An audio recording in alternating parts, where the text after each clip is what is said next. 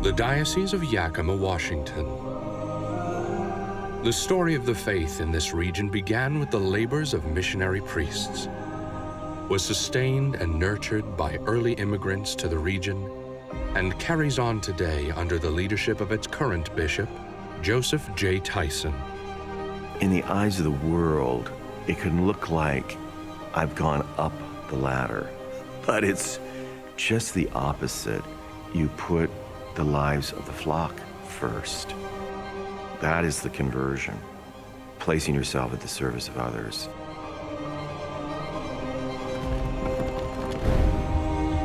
This is the story of the bishops of America, the shepherds of the past and the shepherds of today, who through their callings and ministry carry the church into the future.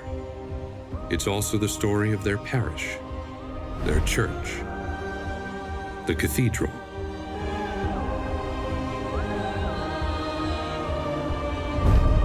This is The Chair, an exploration of what it means to be an apostle in America.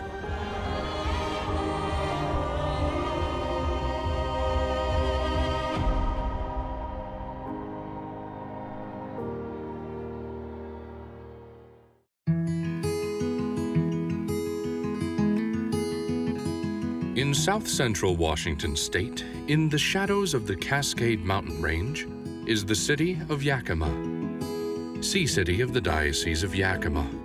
The Yakima Valley is a lush region, marked with rivers, lakes. It's one of the great agricultural hubs in the Pacific Northwest, known for its produce. It's always been very agricultural.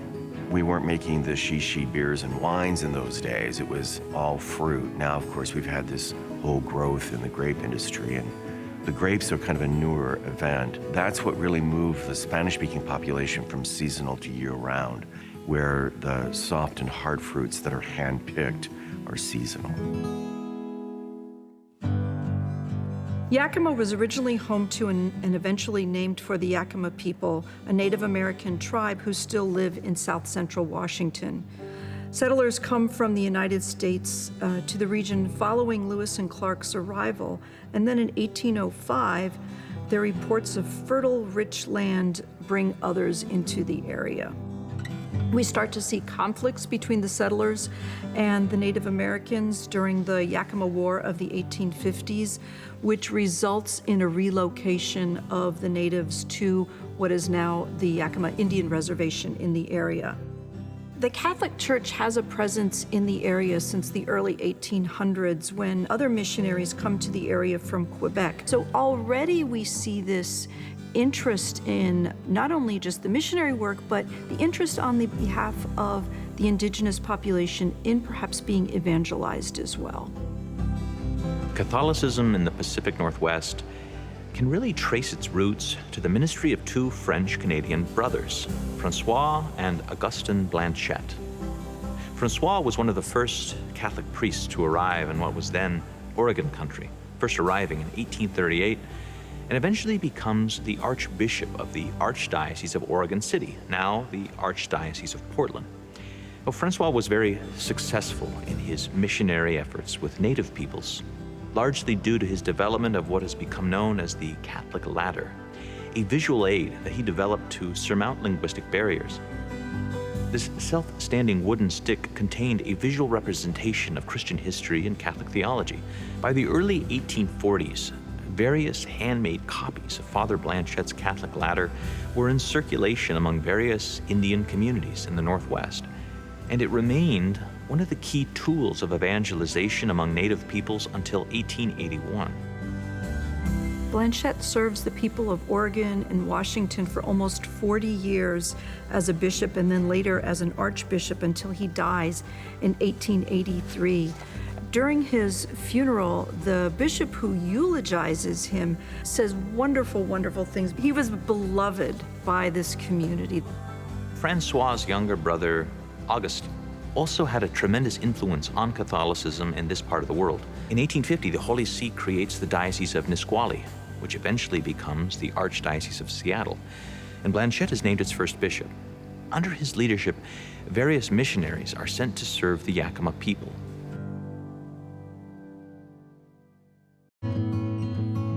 the Yakimas asked the Oblates, they asked for the 7 sacred ministrants and the black robes. The Yakima Nation invited the church here. The Oblates were from Canada, from Quebec. St. Joseph's Mission was established in 1852 by the Oblates of the Virgin Mary. This was the first permanent Catholic presence in the area. The mission would later be rebuilt, and the Jesuits came into the area in 1871 to take over the mission. Yakima area remains under the jurisdiction of the Diocese and then Archdiocese of Seattle until 1951, when Yakima is named its own diocese.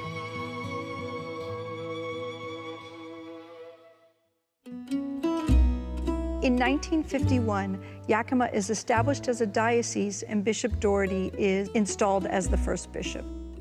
One of the things that Bishop Doherty and all the bishops who follow him later are very concerned about is the social well-being of the people within the diocese. He and others worked very hard to create a solid administrative infrastructure in the diocese, but there is always a particular focus and interest on the people themselves, particularly the migrant communities who come into the area. The development of the Columbia River Basin as an agricultural region changed the face of the diocese and brought a large number of migrant farm workers to the region, many of them from Mexico. Starting in the 1950s, the diocese recruited priests from Mexico to provide preaching missions and to offer the sacraments. Responding to the needs of the growing Mexican-American population required more than simply providing Mass in Spanish. It required that the Church become a voice for improved working conditions and to advocate for economic and social justice. In the past decade, the diocese has also pioneered an innovative migrant ministry program among its seminarians, requiring seminarians to work among the farm workers during the summer months, sharing with them the experience of doing labor in the orchards and the other agricultural fields. This gives the seminarians a chance to understand the experience that members of the local Catholic community face in their day-to-day lives. And it recalls the work of an earlier generation of labor priests in the 1930s and 1940s who understood the conditions that working men and working women faced because they too had often shared the same working class backgrounds. You're invited to come pick fruit. I also go out with them a couple days usually. I learn a lot about the men by how they pick fruit. Every Sunday, we take the bread and wine, the gifts of the earth, the work of human hands. I expect the men to know the weight of those gifts, and they should feel in their bones what it takes our people to put the bread and wine on the table. As part of the program, seminarians also conduct religious education and teach literacy programs. It also gives them an opportunity to practice their own Spanish, since all seminarians in the diocese are expected to be bilingual in a diocese that is now 60 to 70% Hispanic.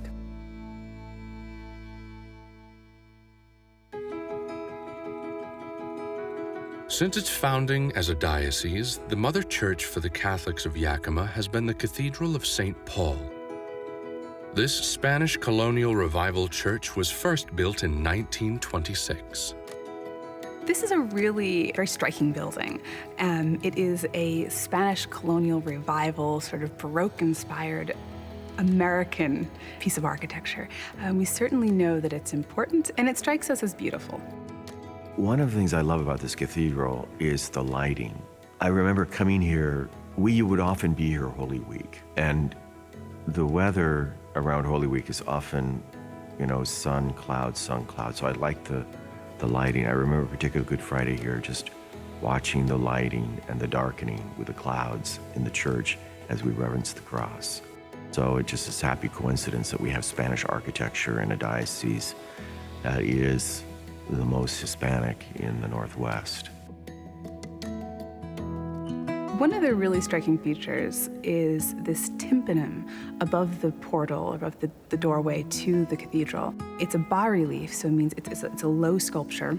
If featuring the Blessed Virgin and Child, surrounded by a mandorla. So this is this almond-shaped sort of full-body halo. It's also known as the Vesicus Pisces. So in sacred geometry, it's that intersection of two circles. Within that is Mary holding the Christ child.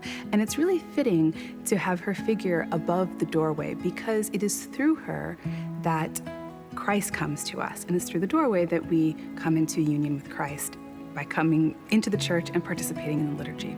Christ and Mary are flanked by Peter and Paul, so these central figures in the founding of the church. Peter, who is our first bishop, our first pope, and Paul, who really is out evangelizing, as we are called to do when we leave the doors of the church. There's this beautiful roping around the doorway that has fruits wrapped up and encasing this entryway into the church. This has both allusions to the Garden of Eden. It's also an allusion to the local culture. This is an area, the Diocese of Yakima is a great agricultural center known specifically for its fruit. Its actual structure, its architecture, its decoration grow up out of the specificity of its location. The building is built in 1927. It's actually elevated to cathedral status in 1951. The interior, which was modified to accommodate the liturgy of a cathedral and also renovated in that time, is really much more in keeping with that period. So it's really quite a modern interior. One of the really notable features of the nave, which is the sort of body of the church, and which takes its name from navis, the Latin word for ship, actually looks like a ship. So it has these wonderful wooden beams and trusses. And it's a reminder to us, the apostles being fishermen and Christ being the fisher of men, but actually also to God's covenant with Noah, so the ark that he builds, and then Christ as the new covenant, and our salvation on this salvific ship.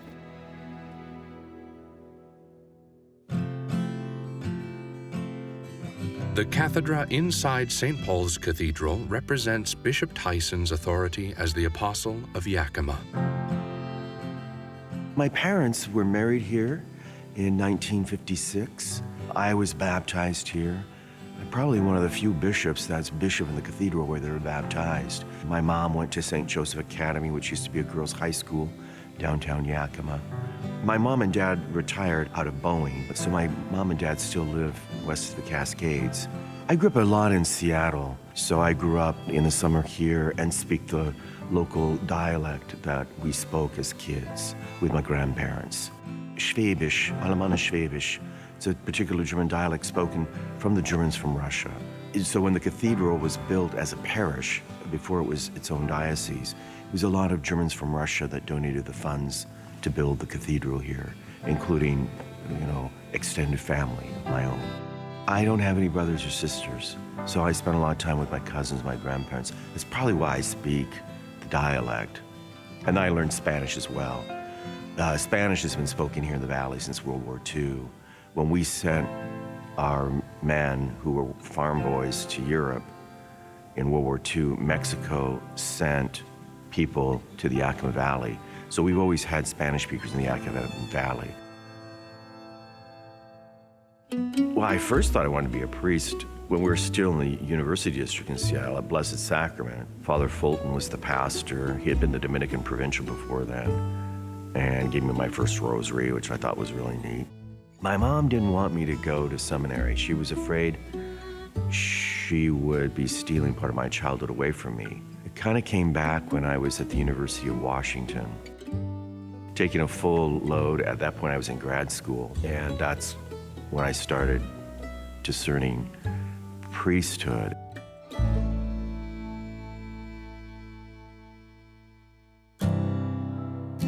Bishop Tyson became a seminarian for the Archdiocese of Seattle. He completed his theological studies at the Catholic University of America and was ordained to the priesthood in 1989. I was ordained at the Cathedral in Seattle. Well, first I was at St. Louis in Bellevue. So I had a couple of parochial vicar assignments, and then I was pastor at St. Mary of the Valley in Monroe, just for a couple years. And then And Archbishop Murphy appointed me pastor in Monroe and then appointed me pastor for a really large assignment, the South Seattle cluster. St. Edward, St. Paul, and St. George. It's a cluster of 3 parishes and 3 schools in the south end of Seattle. I was pastor there for 9 years and then became auxiliary. So I had just done what's called the STP, Seattle to Portland bike ride. Then I took the train back up from Portland, and then I got a call that the Archbishop wanted to see me. So I went down, and it was, Brunette wanted to see me at his residence. That's how I found out that I was named auxiliary bishop for Archbishop Brunette. He told me, and then he said, now write your acceptance out and come back tomorrow. So then we came back together with our notes, and he said, great, open your calendar, here's the confirmation schedule. Here's your Zucchetto, and here's your Pepto Cross. You're doing this one this Saturday. I mean, he had us doing confirmations before we were ordained bishops. And I was still pastor in South Seattle. After 7 years as an auxiliary bishop in Seattle, on April 12, 2011, Joseph Tyson was named the 7th Bishop of Yakima, Washington. Found out I was coming to Yakima from the Apostolic Nuncio. He just called and, the Holy Father has appointed you Bishop of Yakima, do you accept? And it was like one sentence, and I said, yeah, yes, and then I couldn't understand his English very well, so we did all the rest in Spanish. It was easier. I didn't find it difficult being diocesan bishop with the men here. I think in the eyes of the world, it can look like I've gone up the ladder, but it's just the opposite. It's very much like that scripture passage where Jesus says to Peter, as a young man, you went where you wanted, and now you actually have less freedom as a bishop than you do as a priest. Because the conversion is you put others first. You put the lives of the flock first. And there's a lot more to put first as you take on more service, which means your life is not yours. It's Christ. It's you becoming an instrument of Christ. That is the conversion. Placing yourself at the service of others, your time, your schedule. Even my free time is really kind of organized around being a bishop. I mean, I spend a lot of time in the Spanish language deliberately, just to stay on top of it. It's just in every single aspect.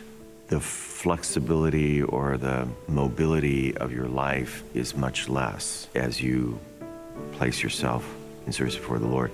And that's a dying and a conversion, constant turning to God.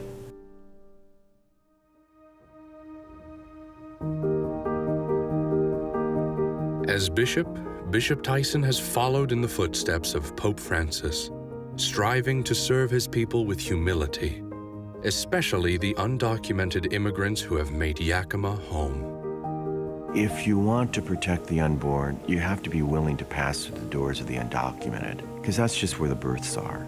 I mean, a large chunk of our parishioners are undocumented. So when folks who are deeply concerned about the life of the unborn form political alliances with folks who may be against abortion, but also engage in harsh anti-immigrant language, they compromise my capacity to protect the unborn. See, when we work with our families, the whole basis of reaching a mom or a family of an unborn, the whole basis is trust.